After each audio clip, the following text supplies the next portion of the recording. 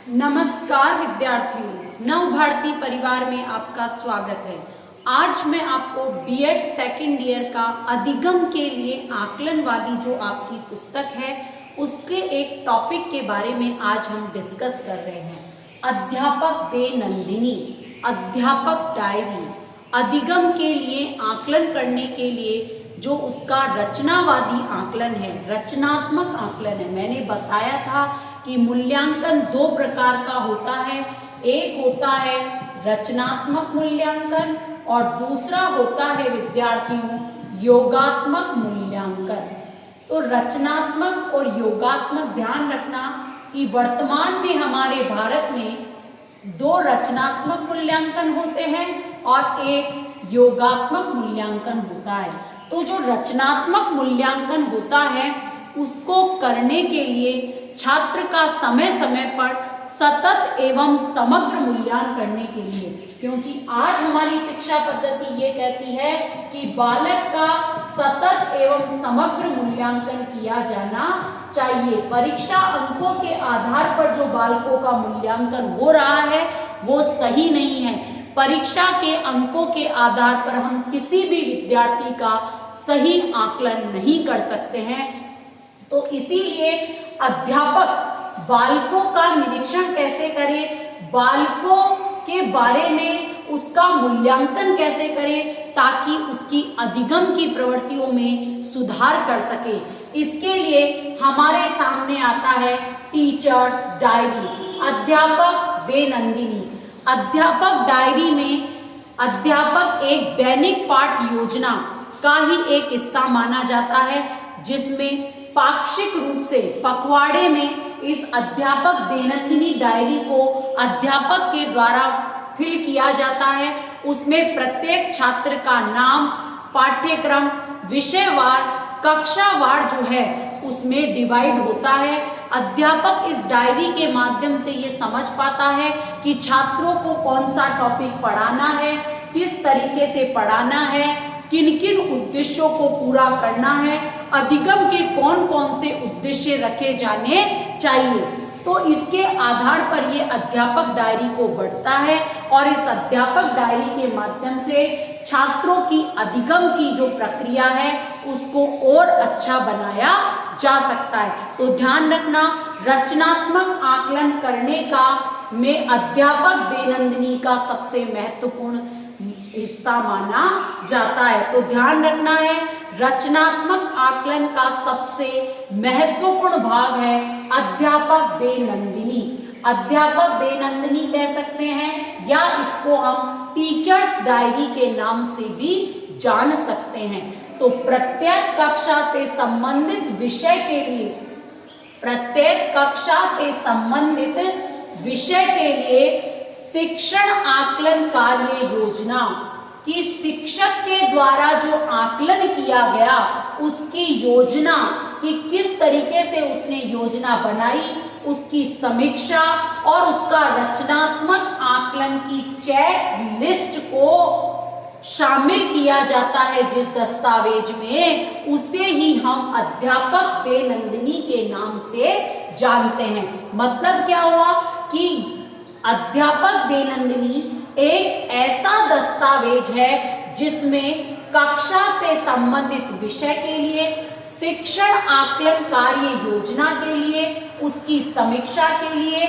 और उसका रचनात्मक आकलन करने के लिए चेक लिस्ट के रूप में कार्य करता है अध्यापक दैनंदिनी। अब इसका दूसरे आधार पर भी इसकी विशेषताओं को समझ सकते हैं कि अध्यापक दैनंदिनी क्या होती है। तो देखिए, विषय पाठ्यक्रमीय अधिगम उद्देश्यों, विषय का पाठ्यक्रम के अनुसार अधिगम के उद्देश्य, संबंधित पाठों का ट्रमवार विभाजन किया जाता है कि फर्स्ट टर्म तक आपको इतने चैप्टर पढ़ाने हैं, सेकंड टर्म तक इतने चैप्टर पढ़ाने हैं, थर्ड टर्म तक इतने चैप्टर पढ़ाने हैं। फर्स्ट टर्म के अधिगम उद्देश्य क्या है, सेकंड टर्म पे जो पार्ट आ रहे हैं उनके अधिगम उद्देश्य क्या है, थर्ड टर्म के अधिगम उद्देश्य क्या होंगे, ये सब जो है डायरी में अंकित किए जाते हैं और समय समय पर अध्यापक के द्वारा उसको चेक भी किया जाता है। तो अध्यापक दैनंदिनी एक चेक लिस्ट का काम भी करती है और अध्यापक को विषय से संबंधित, पाठों से संबंधित सूचनाएं भी प्रदान करती है। ठीक है, अब उसके बाद आता है, क्या समझ में आया कि विषय, पाठ्यक्रमीय, अधिगम, उद्देश्य एवं संबंधित पाठों का क्रमवार विभाजन डायरी में किया जाता है। इसके अलावा प्रत्येक शिक्षक को विद्यालय समय सारणी में जो भी उसको पीरियड दिए गए हैं उन पीरियड में निर्धारित विषय के अनुसार डायरी तैयार करनी पड़ती है।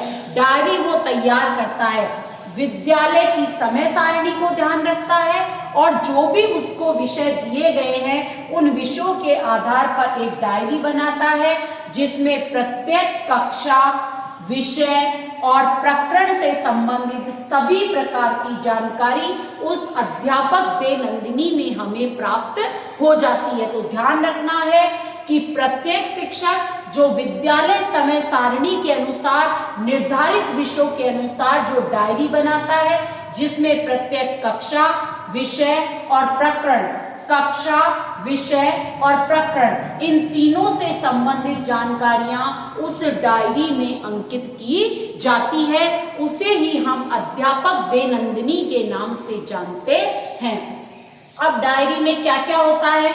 डायरी में एक तो छात्रों के नाम होते हैं, उनका पाठ्यक्रम होता है, क्रमवार, अधिगम, उद्देश्य एवं संबंधित पाठ, पाठ के आगे उसके उद्देश्यों का विभाजन किया हुआ होता है कि कौन से चैप्टर का क्या उद्देश्य है। जैसे कि मैं बोलूं, हम भारतीय संविधान को विद्यार्थियों को पढ़ा रहे हैं तो भारतीय संविधान को पढ़ाने का उद्देश्य यही होगा कि बालक में लोकतांत्रिक मूल्यों का विकास किया जाए। तो बालक में लोकतांत्रिक विषयों का मूल्यांकन करने के बाद जो है इसमें इसका विवरण होगा, छात्र समूह का विवरण, जो भी हमें चीज पढ़ानी है उसके लिए हमने 3 या 4 समूह बना दिए, उन समूह को कार्य दे दिया तो उन समूह का विवरण भी यहाँ पर होता है। जो भी योजना अध्यापक के द्वारा बनाई गई बालकों को समझाने के लिए वो कितनी कारगर सिद्ध हुई उसकी समीक्षा भी जो है आपको अध्यापक दैनंदिनी में देखने को मिलेगी। इसके अलावा बालक ने कितना सीखा, कितना सीख सकता है, शिक्षक अपना पढ़ाने के तरीके को चेंज कर बालक के व्यवहार में कितना अच्छा परिवर्तन कर सकता है, उसका रचनात्मक आकलन जो है इस अध्यापक दैनंदिनी में किया जाता है। तो आपने देखा डायरी में छात्र का नाम, पाठ्यक्रम, क्रमवार, अधिगम, उद्देश्य एवं संबंधित पाठ, छात्र समूह का विवरण, योजना की समीक्षा और रचनात्मक अधिगम, ये सभी पॉइंट्स आपको अध्यापक दैनंदिनी में देखने को मिल जाएंगे। अब आपने देखा कि अधिगम में एक अध्यापक डायरी में जो मेंशन करता है उसके 3 स्तरों के रूप में वो आकलन करता है। इस दैनंदिनी के माध्यम से किस प्रकार आकलन करता है, कौन? शिक्षक, किसका? विद्यार्थियों का। तो प्रथम स्तर, द्वितीय स्तर और तीसरा स्तर, इन 3 स्तरों पर कार्य करता है अध्यापक और इस आकलन की समीक्षा को अध्यापक दैनंदिनी में व्यक्त करता है। क्या? सबसे पहले मान लो कक्षा 8 का संविधान वाला चैप्टर पढ़ा रहा है, कौन? टीचर पढ़ा रहा है। तो सामूहिक रूप से सामूहिक स्तर पर जब वो पढ़ा चुका होता है तो सामूहिक स्तर पर तो वो ये देखेगा कि भारतीय संविधान के जो लोकतांत्रिक मूल्य उसने विद्यार्थियों को समझाए थे वो मिड डे मील योजना के तहत बालकों में कितने देखे गए, ये इसके आधार पर देखेगा। कौन? तो पहले स्तर पर सामूहिक रूप से देखेगा कि बालकों को जो अधिगम करवाया गया है वो कितना कारगर साबित हुआ है। इस आधार पर प्रथम स्तर का आकलन इस तरीके से करेगा।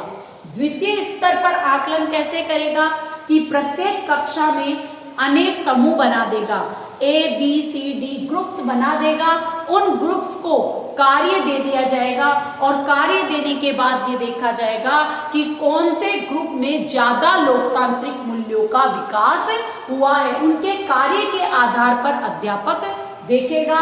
तीसरे स्तर पर इन दोनों समूह की गतिविधियों को देख करके प्रत्येक विद्यार्थी की गतिविधि का आकलन करके जो है अध्यापक इस दैनिक नंदिनी डायरी में अंकित करता है, जिससे बालक का रचनात्मक आकलन होता है, रचनात्मक मूल्यांकन संभव होता है। अब आपने देखा कि अध्यापक जो डायरी है, उस अध्यापक डायरी में जो चेक लिस्ट होती है, उस चेक लिस्ट में कैसे चेक लिस्ट में वो अध्यापक अपना विवरण अंकित करता है, तो ध्यान रखना ABC इस तरीके से जो है एक अंक दे देता है और देखता है कि कितने छात्रों ने स्वयं अपने आप भारतीय संविधान के लोकतांत्रिक मूल्यों को स्वीकार कर लिया, कितने बच्चों को शिक्षक की सहायता से लोकतांत्रिक मूल्यों का विकास उस बालक में किया गया, और सी में वो बालक है जो अब तक लोकतांत्रिक मूल्यों को नहीं सीख पाए हैं, उनको किस तरीके से सिखाना है। तो इस प्रकार एक चेक लिस्ट में जो है अध्यापक डायरी में इन बातों को इंगित करता है। कौन? अध्यापक। तो आपने देखा कि रचनात्मक आकलन करने के लिए, सतत एवं समग्र मूल्यांकन करने के लिए अध्यापक दैनंदिनी अध्यापक के द्वारा बनाई जाती है। प्रत्येक विद्यालय की समय सारणी के अनुसार, विषयवार, पाठ्यक्रम के अनुसार, क्रमवार अधिगम के उद्देश्यों को प्राप्त करने के लिए अध्यापक द्वारा डायरी भरी जाती है, और इस डायरी के माध्यम से हम भारतीय शिक्षा का जो सपना है, सतत एवं समग्र मूल्यांकन, रचनात्मक मूल्यांकन, उस सपने को साकार करता है आपका अध्यापक दैनंदिनी टीचर्स डायरी। आगे के वीडियोस में हम बीएड सेकेंड ईयर के जो बाकी टॉपिक्स हैं उन सब को क्लियर करेंगे। तो इसके लिए आप मेरे नव भारती स्टडी सर्कल चैनल से जुड़े रहिए विद्यार्थियों। धन्यवाद।